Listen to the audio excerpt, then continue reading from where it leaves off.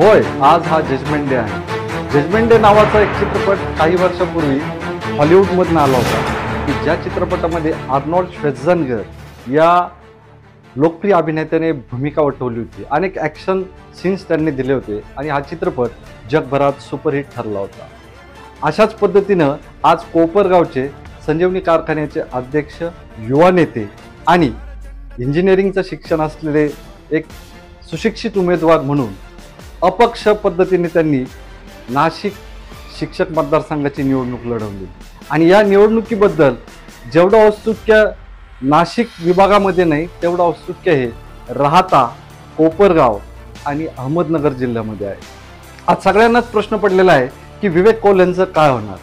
विवेक कौल हे अपक्ष उमेदवारी करत होते. त्यांनी या निवडणुकीमध्ये शिक्षकांचे सगळे प्रश्न चव्हाट्यावर आणले. 20-21 उमेदवार असलेल्या या शिक्षक मतदारसंघामध्ये दराडे हे विद्यमान आमदार आहेत आणि दराडेंनी देखील मोठ्या प्रमाणात प्रचार यंत्रणा राबवली.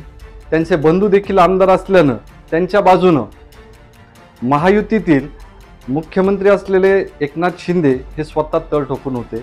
त्याचबरोबर अनेक मंत्र्यांनी देखील भाजपाच्या आणि महायुतीतल्या अनेक मंत्र्यांनी या निवडणुकीत सहभाग घेतला आणि दराडेंच्या बाजूने प्रयत्नांची शिकस्त केली. त्याचवेळी या निवडणुकीमध्ये महेंद्र भावसार हे अजितदादा पवार गटाचे उमेदवार होते. त्यांनी सांगितलं की युद्ध सुरू झालेलं आहे आणि आता मी माघार घेणार. म्हणजे महायुतीतील 2 उमेदवार होते, विद्यमान आमदार दराडे आणि ॲडव्होकेट महेंद्र भावसार.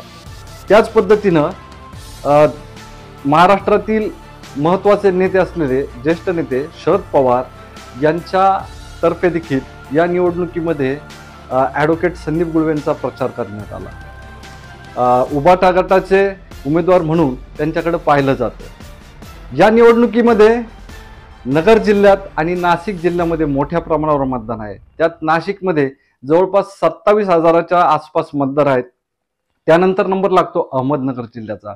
परंतु मित्रांनो, ही निवडणूक चुरशीची यासाठी झाली कारण यामध्ये महसूल मंत्री राधाकृष्ण विखे पाटील यांचे बंधू की जे PMT या विद्यापीठाचे PMT ट्रस्टचे अध्यक्ष आहेत, ॲडव्होकेट राजेंद्र विखे पाटील यांनी या निवडणुकीत सुरुवातीला उडी घेतली. त्यांनी फॉर्म देखील भरला, परंतु नंतर त्यांनी माघार घेतली. या निवडणुकीचं आणखीन एक वैशिष्ट्य सांगता येईल आपल्याला. विवेक भैया कोल्हे यांच्या बाजूनं त्यांची एक यंत्रणा तर होतीच, परंतु राहाता, कोपरगाव आणि नगर जिल्ह्यातील अनेक विवेकप्रेमी म्हणजे विवेक भैया प्रेमी तरुण कार्यकर्त्यांनी या निवडणुकीमध्ये सक्रिय सहभाग घेतला नव्हे, त्यांनी रात्रंदिवस एक केलं. त्यामुळं या निवडणुकीची सगळ्यात जास्त उत्सुकता कोपरगाव, राहाता आणि अहमदनगर जिल्ह्याला आहे. कदाचित आमदार सत्यजित तांबेंसारखं विवेक भैया देखील आजच्या या निवडणुकीत निवडून येऊ शकतात नव्हे, त्याची दाट शक्यता आहे. आम्ही केलेल्या सर्वेमध्ये देखील विवेक भैयांबद्दल अनेक शिक्षकांनी देखील आमच्याकडे मत व्यक्त केलं की विवेक भैया जर आमदार झाले तर या निवडणुकीमध्ये शिक्षकांचे प्रश्न जे वारंवार फक्त चर्चेत यायचे ते सोडवण्यासाठी विवेक कोल्हे हे निश्चितच प्रयत्न करतील. मित्रांनो, हा जजमेंट डे आहे हे आम्ही टायटलमध्ये सांगितलेलं आहे आणि जर विवेक कोल्हे आमदार झाले तर मात्र राहाता आणि कोपरगाव म्हणजे शिर्डी विधानसभा मतदारसंघातील चित्र देखील पालटेल. काही लोक आतून सांगतात की महसूल मंत्री राधाकृष्ण विखे पाटील यांना या आगामी विधानसभा निवडणुकीसाठी शिर्डीमध्ये प्रतिस्पर्धी म्हणून विवेक भैया कोल्हे उभे राहू शकतात.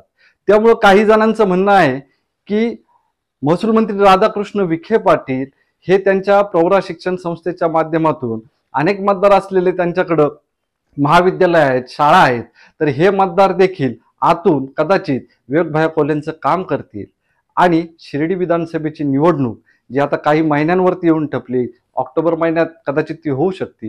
ही डोकेदुखी दूर होण्यासाठी कदाचित महसूल मंत्री राधाकृष्ण विखे पाटलांचा जो ग्रुप आहे, जे मतदान आहे, हे मतदान हे कोल्हेंकडं जर वळवलं तर मात्र विवेक भैया कोल्हे हे 100% आमदार होऊ शकतील असा सूत्रांच्या हवालीनुसारचा एक रिपोर्ट आहे. मित्रांनो, या निवडणुकीमध्ये संपूर्ण जिल्ह्यामध्ये अनेक ठिकाणी उमेदवार उभे होते. जवळपास 20-21 उमेदवार उभे होते. यामध्ये भाऊसाहेब कचरे सर असतील, त्याचबरोबर ज्यांचे वडील आमदार होते, राह शिंदे पाटील, की ते शिक्षक आमदार म्हणून निवडून आले होते, त्यांचे चिरंजीव शिक्षक बँकेचे शिक्षक सोसायटीचे संचालक आप्पासाहेब शिंदे हे देखील उभे होते. त्यामुळे या मतविभाजनीचा देखील काही प्रमाणात परिणाम होऊ शकतो. परंतु मुख्य लढत ही विवेक भैया कोल्हे विरुद्ध संदीप गुळवे किंवा विद्यमान आमदार दराडे यांच्यातच होईल. आणि आता काही तासातच या मतमोजणीचं आपल्याला निकाल ऐकायला मिळतील. यामध्ये प्रेफरन्शियल टाईपने याचं काउंटिंग होतं. पहिल्या पसंतीची मतं पहिली मोजली जातील, त्यानंतर दुसऱ्या पसंतीची मतं मोजली जातील. याचं सरासरी काढून एक कोटा ठरवला जातो. या कोट्यातून विवेक भैया कोल्हे हे आघाडीवर राहतील असं त्यांच्या अनेक कार्यकर्त्यांनी सांगितलं. आज देखील त्यांचे अनेक राहत्यातील कार्यकर्ते जसं की अनिल बोटे पाटील असतील, त्याचबरोबर काकडी येथील कानिफनाथ गुंजाळ असतील, ह्या कार्यकर्त्यांनी अक्षरशः खूप कष्ट घेतले आणि त्यांनी दिवस रात्र एक केली. विवेक भैया निवडून यावेत हा सगळ्यांचाच कार्यकर्त्यांचा प्रचंड मोठा आत्मविश्वास आहे. आणि त्यांनी सकाळपासूनच अनेक सोशल मीडियावरती पोस्ट व्हायरल करायला सुरुवात केलेली आहे.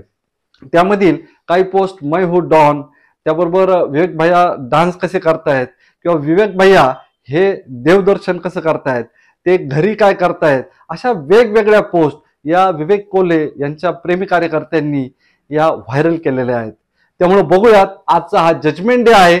बघूयात विवेक भैया कोल्हे यांच्या रूपानं पुन्हा एकदा अहमदनगर जिल्ह्याला आणखीन एक आमदार मिळतोय का, ही सगळ्यांमध्येच उत्सुकता आहे. पदवीधरच्या निवडणुकीमध्ये नाशिक विभागातून आमदार सत्यजित तांबे हे निवडून आले आणि त्यांच्या कार्यकर्त्यांनी देखील मोठ्या प्रमाणात जल्लोष केला होता. विवेक भैया कोल्हे यांनी या निवडणुकीमध्ये उपस्थित केलेले अनेक मुद्दे आहेत की ज्यामध्ये बोगस शिक्षक म्हणून मतदार नोंदणी झालेली आहे. त्याचबरोबर काही लोक शेतीत काम करतात, मेडिकल स्टोअरमध्ये काम करतात किंवा इतरत्र काम करणारे लोक देखील या ठिकाणी मतदार म्हणून झाले. ऍक्च्युली या निवडणुकीसाठी बीएड, नेट सेट, महाविद्यालयीन, ज्युनियर कॉलेज, त्याचबरोबर माध्यमिक शाळेतील शिक्षक की ज्यांच्याकडे BA, MA या डिग्रीनंतर बीएड, नेट सेट, PhD अशा डिग्र्या असतील आणि त्या डिग्र्यानंतर ते ज्या संस्थेमध्ये कामाला आहेत तिथं 3 वर्षाचा कार्यकाळ हा पूर्ण केलेला पाहिजे. म्हणजे या निवडणुकीमध्ये बोगस मतदान झाल्याचा आरोप विवेक भैया कोल्हेंनी केला. त्याचबरोबर सुरुवातीच्या एका दराडे नावाच्या आडनावाच्या उमेदवाराला फॉर्म मागा घ्यायला लावण्याचा देखील आरोप झाला. एकंदरीत चुरशीची जी निवडणूक झाली, या निवडणुकीमधून विवेक भैया कोल्हेंसाठीचा हा जजमेंट डे फलदायी ठरतोय का हे पाहणं महत्वाचं ठरणार आहे. मित्रांनो, गॉडफादर मीडियाला देखील 5000च्या पुढे कालच सबस्क्रायबर झाले. 13 लाखाहून अधिक व्ह्यूअर्स अहमदनगर जिल्ह्याने आपल्याला दिलेले आहेत. त्यामुळे आजच्या व्हिडिओबद्दल तुम्हाला काय वाटतंय हे निश्चित कमेंट बॉक्समध्ये कळवा.